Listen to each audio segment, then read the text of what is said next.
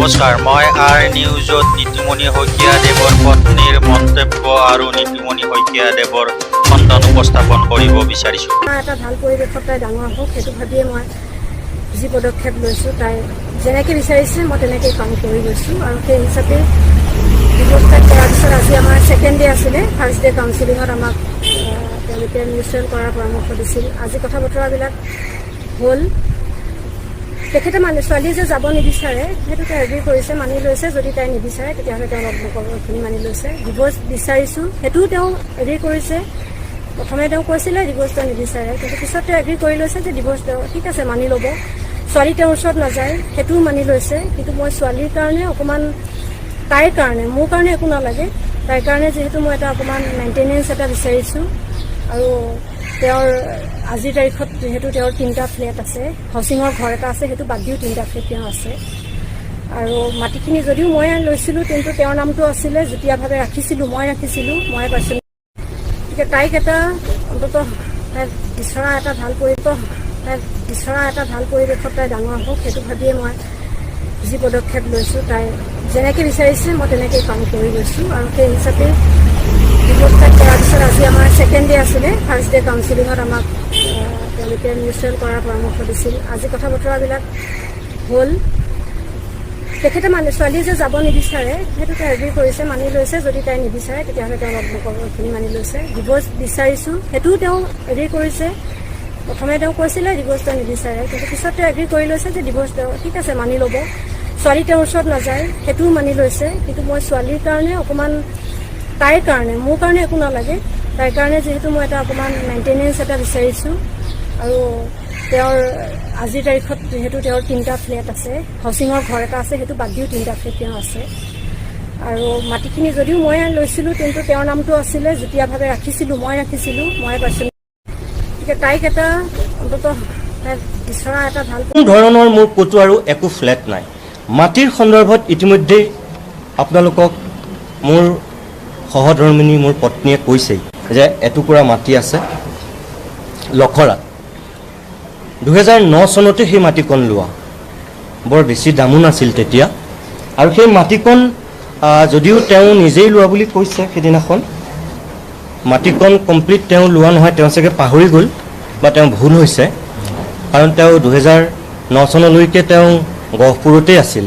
আৰু আপোনালোকে গমেই পাইছে তেওঁ সেই ফিক্স পে'টোত আছিল তেতিয়া, তাৰ আগলৈকে যিহেতু 5,000 টকাত 7 চনলৈকে। মই এইখন আপোনালোকক এখন ৰিচিভো দেখুৱাই দিছোঁ। মাটিটোত মই তেতিয়া, মাটিৰ মালিক এতিয়াও জীয়াই আছে, এয়া সাক্ষী জীয়াই আছে।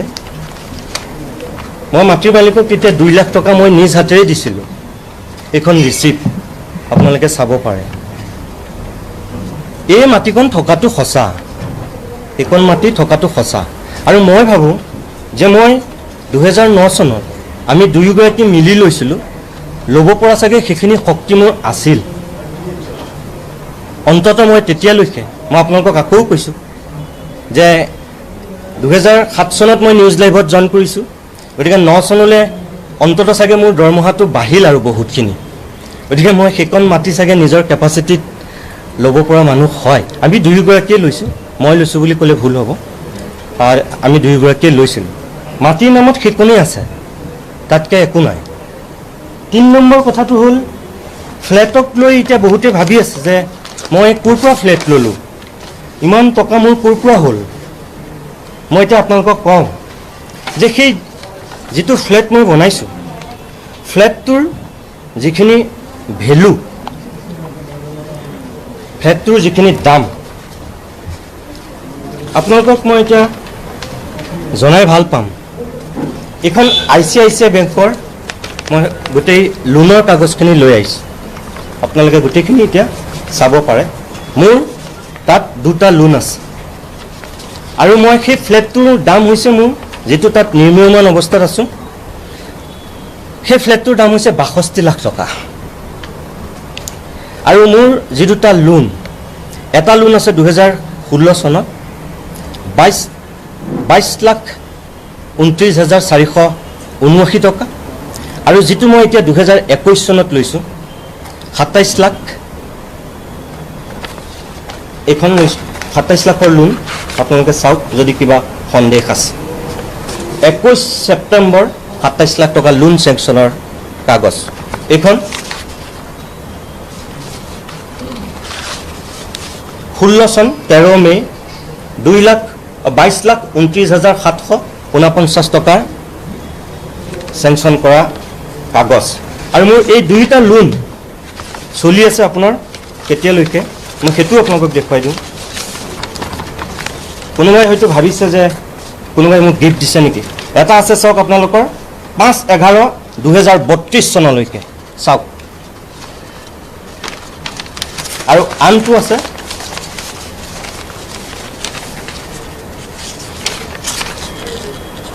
10/6/2038 চনলৈকে এই দুইটা লোন ICICI বেংকৰ পৰা মই লৈছোঁ আপোনালোকে খবৰ কৰক চাওক চানমাৰী ICICI বেংকৰ লগত আপোনালোকে কথা পাতক যদি মোৰ নামত নাই তেতিয়া আপোনালোকে মোক কোনোবাই মোক শাস্তি দিয়ক মোৰ ক'বলগীয়া একো নাই মই আকৌ আপোনালোকক কৈছোঁ যে মই এটাই ফ্লেট নিৰ্মাণ কৰি আছোঁ আধৰুৱা অৱস্থাত আছে যিটোত মই এতিয়া থাকিব পৰা পৰিৱেশ হোৱা নাই বিল্ডাৰে মোক এতিয়ালৈকে সমজোৱা নাই দুটা লোন লৈ মই এই ফ্লেট দুটা লৈছোঁ আনকি মই আৰু এটা কথা কৈ আপোনালোকক ভাল পাম ফৰ্চুনাৰ গাড়ী ল'বৰ সময়তো যেনেকৈ মোক জয়ন্ত বৰুৱা ডাঙৰীয়াই মোক সহায় কৰিছিল এই ফ্লেট ল'বৰ সময়তো তেখেতে মোক কিছু পইচা দি সহায় কৰিছে কিন্তু মোৰ যিমানলৈকে পাৰোঁ সিমানলৈকেহে মই লোন লৈছিলোঁ তাতকৈ মই ল'ব পৰা নাছিলোঁ আৰু তাৰপিছত যেতিয়া তেখেতক কৈছিলোঁ মোৰ অসুবিধাটোৰ কথা তেখেতে মোক সহায় কৰিছিল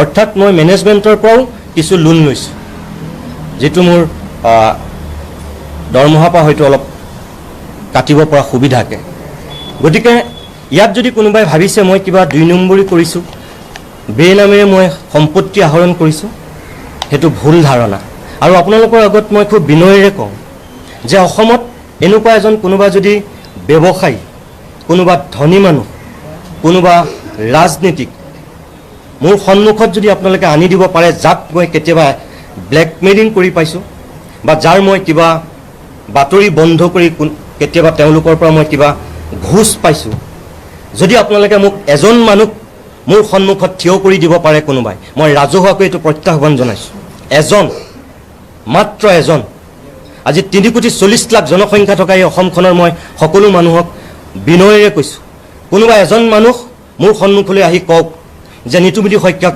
এনেকৈ মই কেতিয়াবা ঘুষ দি পাইছোঁ 1 টকা এটা 100 টকা এটা এজন মানুহ মোক কোনোবাই উলিয়াই দিয়ক মই ৰাজহুৱাকৈ প্ৰত্যাহ্বান জনাইছোঁ মাত্ৰ এজন গতিকে মই আপোনালোকক এইটোৱে ক'ব পাৰোঁ যে কথাখিনি জানি যদি মোক কোনোবাই সমালোচনা কৰে মোৰ বেয়া নালাগে কিন্তু নজনাকৈ এজন মানুহক এনেকৈ আচলতে ৰাজহুৱাকৈ অন্যায় কৰিব নাপায় মই খুব কষ্ট কৰি ডাঙৰ হৈছোঁ মই নিজৰ সততা মই নিজৰ নৈতিকতা মই নিজৰ আদৰ্শ কি মই বুজি পাওঁ মোৰ ওপৰত যিসকল মানুহে আস্থা আৰু বিশ্বাস ৰাখিছে সেই মানুহখিনিক মই বিশ্বাসঘাতকতা কৰিব নোৱাৰোঁ গতিকে মই কৰজোৰে আপোনালোকক অনুৰোধ কৰিছোঁ আপোনালোকে এই সঁচা খবৰখিনি যাতে বিয়পাই দিয়ে তাৰ বাহিৰে কাৰোবাৰ যদি মোৰ মনত এই সা সম্পত্তিক লৈ আৰু প্ৰশ্ন আছে কিবা আপোনালোকে মোক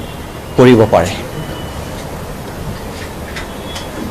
মই একো বেয়া নাপাওঁ আপোনালোকৰ মনতো যদি সন্দেহ আছে মোক সুধিব পাৰে আৰু আপোনালোক যদি এই মুহূৰ্তত মোৰ লগত যাব বিচাৰে মই আপোনালোকক লৈ যাব বিচাৰোঁ ব'লক আপোনালোক চাওকগৈ আপোনালোকে মই যিটো ফ্লেট বনাই আছোঁ কি পৰ্যায়ত আছে আপোনালোক ব'লক চাবগৈ যদি আপোনালোকে কয় এই ফ্লেটটোত আপুনি থাকক হাউচিঙৰ ঘৰটো এৰি দিয়ক মই আজিয়ে এৰি দিম যদি সেইটোত থাকিব পৰা পৰিৱেশ আছে বুলি আপোনালোকে ভাবে গতিকে যিটো ঘৰ মোক বিল্ডাৰে হস্তান্তৰ কৰা নাই সেই ঘৰটোত মই কেনেকৈ থাকিম যিটো অৰ্ধনিৰ্মিত গতিকে তাৰ বাহিৰে মোৰ ক'তো আপোনালোকে একো এটা ফ্লেট এটুকুৰা মাটি কিবা বেনামত সম্পত্তি যদি ক'ৰবাত আপোনালোকে মোক বিচাৰি দিব পাৰে তেতিয়াহ'লে মই সেই ৰাজহুৱা প্ৰত্যাহ্বান গ্ৰহণ কৰিবলৈ সাজু আছোঁ মই সাংবাদিকতা ত্যাগ কৰিম মই পথাৰত হাল বামগৈ লাগিলে মোৰ সেইখিনি সৎ সাহস